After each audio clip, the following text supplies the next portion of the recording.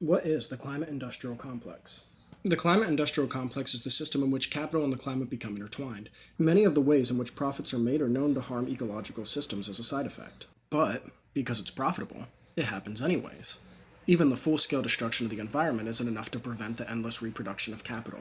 In order for capital to perpetually grow, it requires an endless amount of resources. In order for these resources to be obtained, destructive reaping methods are usually employed. Deforestation occurs because corporations can't wait for more trees to grow before they kill thousands upon thousands of them. Such deforestation causes irreparable harm to local ecosystems and large-scale destruction to the environment as a whole. Almost every resource obtained en masse can be found to cause similar levels of damage to the ecology. Essentially, all ecologists and environmental scientists agree that what corporations are doing to the planet is having and will continue to have disastrous effects. The only thing they don't agree on is the solution.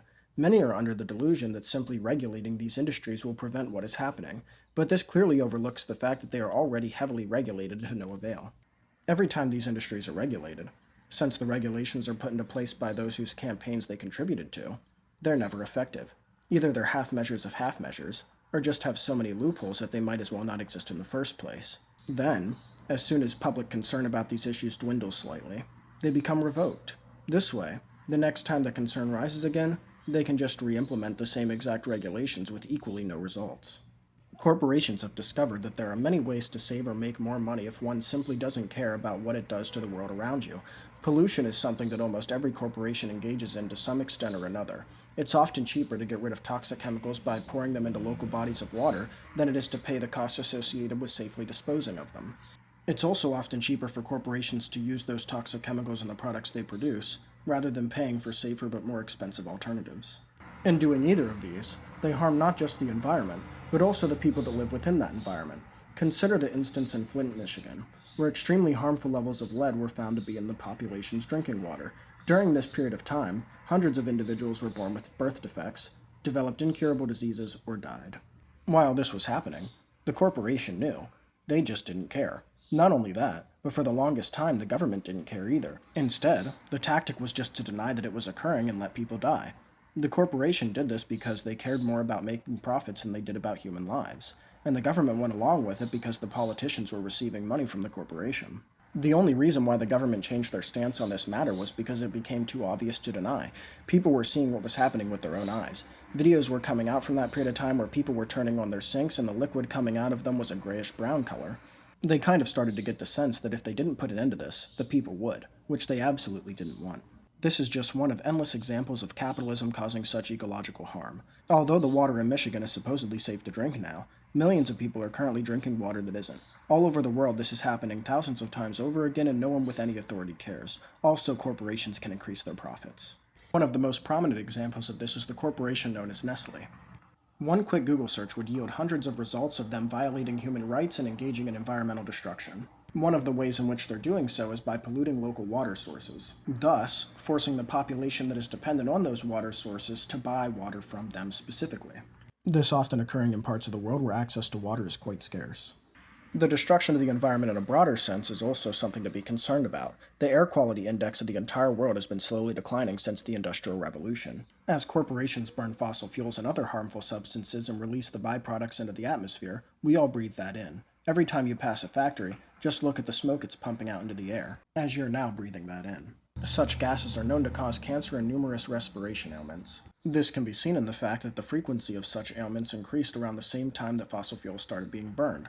Furthermore, they continue to increase as the rate in which it's burned increases. This isn't just instances of corporate executives being awful human beings. While individually any one of them may or may not be, it's irrelevant to the situation as a whole.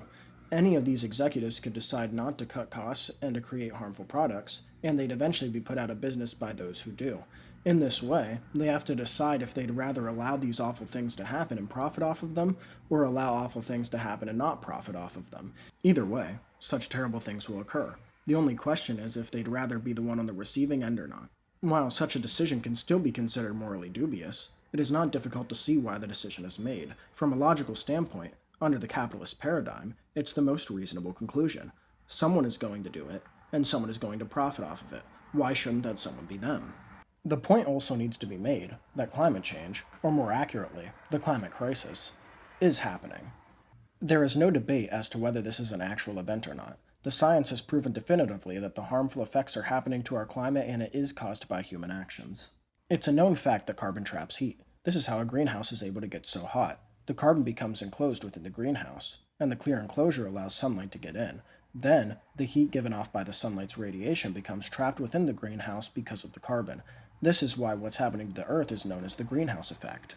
Fossil fuels, such as coal, gas, and oil, also known as greenhouse gases, when burned, release carbon as a byproduct. This carbon increases the percentage of carbon in the atmosphere. As this happens, our atmosphere traps more and more of the sun's heat. This can be seen in the fact that humans have been tracking temperatures for the last 300 years or so. Shortly after the Industrial Revolution, right around the time we started burning fossil fuels, the average temperature started to increase. Now, for the last nearly 100 years, the hottest month ever recorded has been the most recent July. Every year it breaks its old record and replaces it with a newer, hotter record. This isn't to say that it never gets cold. It gets cold all the time. But that in no way refutes the fact that the climate is heating up. There's a difference between climate and weather. Weather is whatever happens to be the case at this very moment in time. Climate is the overall trend of weather over long periods of time, so even if we happen to break the record for the coldest day ever tomorrow, that doesn't undo the century of breaking the record for the hottest day ever recorded. Just take a look at Venus. Despite being the second planet from the Sun, it's hotter than Mercury, which is the closest. The difference between them is that Venus has a carbon-based atmosphere, whereas Mercury does not. And because of that, Venus regularly maintains temperatures of well over 900 degrees Fahrenheit. Venus is also very close to Earth, both in terms of distance and structure, so Venus could very well be a cautionary tale of what is to come if humans keep on this same path. Even now, we're seeing the effects of this heat, not just in the rise of average temperatures, but in the many side effects. Animal and plant species that haven't been able to adapt to certain climates are dying off, more people are dying from heat-related ailments, and the heat is even causing things to spontaneously burst into flames. Large portions of entire countries have even caught on fire because of these effects. Australia, California, and Canada have all had massive wildfires. What started as small controllable fires quickly turned into massive ones, the likes of which the world has never seen. The skies were red and the smoke was traveling all the way to other countries. Many animals and plants died, and even quite a few people did as well. Such effects on the atmosphere are also leading to other devastating effects. The increased heat in the atmosphere creates severe and unpredictable weather patterns. This is why hurricanes are occurring with greater frequency and causing more damage than ever before. Such severe weather patterns have led to thousands of deaths and displacements of millions more. Many of the people who survive such natural disasters don't have secure access to clean drinking water or shelter for years or even decades later. The ice caps are also melting as a result of the climate heating up. The ice caps melting leads to water levels rising, which in itself causes more problems. As water levels rise, more land finds itself underwater. Those who live near the shoreline then find themselves without a home, and those who live on islands can find themselves in life-threatening situations. With little to no ability or finances to move, many of these individuals are just being left to die. These are just some of the effects that climate change is having now at this day and time, but the outcomes are getting progressively worse as the years go by. There are many predictions on how bad things will get and how quickly, but these numbers are subject to too many circumstances to be completely accurate. It's difficult to say for sure just how much time we have before we reach the point of no return and eventual end to human life. But we do know for sure, if things continue as they are now, that this is coming. The media often wants to act as though these circumstances are caused by a failing on the part of individuals. That if we had just all stopped driving gas cars and using plastic straws, then everything would be fine. This, however, is absolutely not the case in any conceivable way. Just 100 companies are responsible for 71% of global emissions, and corporations and governments are responsible for nearly the entire other 29%. This means that if every single individual stopped using fossil fuels altogether, it would have essentially no effect at all. This isn't an issue of people, it's an issue of capitalism. The people who are involved in the mass emission of fossil fuels know that what they're doing could very well lead to the end of humanity. They're not stupid people. They understand the science. They just understand that, as long as capitalism exists, it's going to happen anyways. They could stop emitting, but someone else will just take their place. Then this new entity can make the profits they were making and nothing will have been accomplished. Instead, they're just hoping that the damage they're causing won't be bad enough to affect them personally until after they're already dead anyways. Such thinking is completely logical within the capitalist system. You either benefit from the impending doom, or just to be on the receiving end of it. Either way you die, but in the latter option you get to make unimaginable wealth beforehand. The main tactic for those benefiting from the system being the way it is to generally try to deny that what they're doing is directly causing the crisis. Both ExxonMobil and the Koch brothers have respectively spent tens of millions of dollars funding the climate denial movement. This has been done through ads, misinformation, and even through paying scientists to create climate models that leave a bit of ambiguity in the results. These outlier studies are not accurate and are by no means accepted by the scientific community. They are only created so those who try to create denial can cite them as a source no matter how inaccurate they may be. Shortly after the Industrial Revolution, when scientists predicted exactly what is happening now would happen, they claimed that the predictions were incorrect. Then, when the circumstances actually started to manifest themselves, they claimed they were just random chance and had nothing to do with climate change. Now we're at a point where the idea of climate change is almost impossible to deny. People can see it with their own eyes. Every summer is hotter than the one before, and every winter has less and less snow. So the new tactic has become to not deny that climate change is happening, but to deny that the source of climate change is humans, attempting to convince the public that what they're seeing isn't caused by them, but instead it's just part of the Earth's natural cycle. The claim is that the climate on Earth has always changed in some sort of pattern and that there is nothing we can do about it. This is a very successful form of propaganda because it uses part of the truth but distorts it just enough to obfuscate from the reality. The Earth's climate does happen to change over time, but it's not because of some unavoidable natural cycle. When the Earth's climate changes, there's always a reason. During the era of the dinosaurs, the Earth was much hotter because there were many large animals that exhaled carbon into the atmosphere en masse. After the meteor hit, and the dinosaurs went extinct, the planet slowly started to cool. This was in part due to there being less animals to exhale carbon, but was mainly due to the ash created by the meteor blocking out the sun. This caused the planet to eventually enter an ice age. During the ice age, plant life had trouble surviving, and animal life of certain types, that had evolved to survive in cold environments, started thriving. This again led to circumstances similar to the era of the dinosaurs, and things started to heat back up. These cycles don't just happen for no reason. They happen because some sort of catalyst. Now we're seeing the climate heat up at a rate faster than ever before, and there is only one possible perpetrator. It's been tracked that the climate started changing right around the time that humans started burning fossil fuels on a large scale.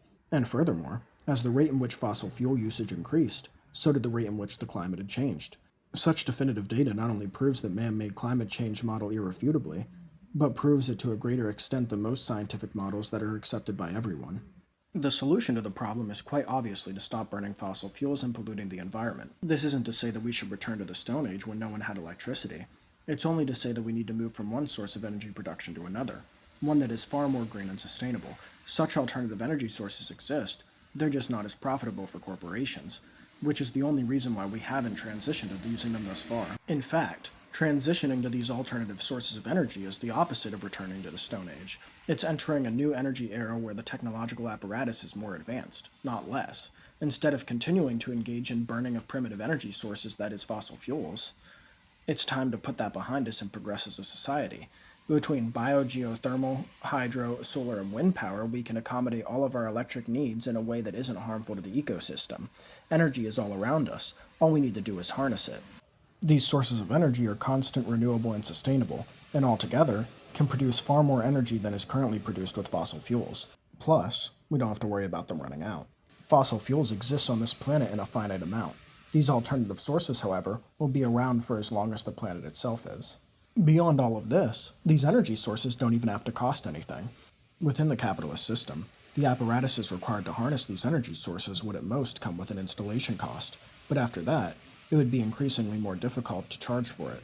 The earth, the sun, the water, and the wind will be there regardless of if you paid your electricity bill that month.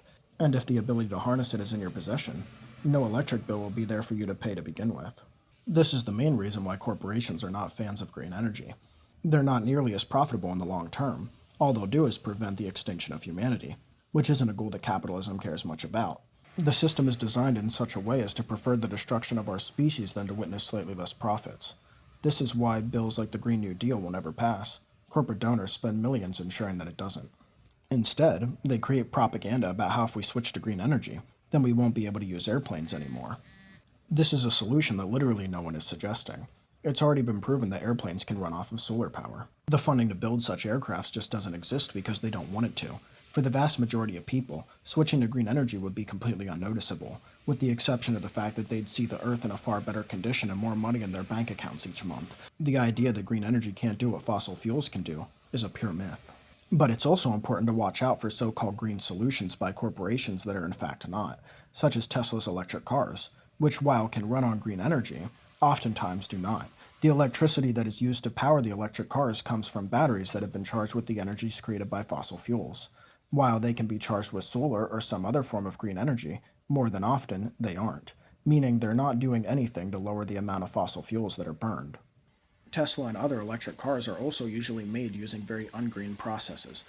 The creation of the parts for the car, and the assembly of the car itself, tends to be done in factories that are run on fossil fuels, thereby making their construction contribute to global emissions more than them running on electric, even under circumstances where green energy is actually used, can diminish it. Millions of other examples of non-green energy being portrayed and sold as green energy exists. If corporations can make profits by pretending to be part of the solution while actually being the entire problem, they will. It's kind of like how Amazon will happily sell you a socialist t-shirt despite being one of the most capitalist enterprises in the history of the world.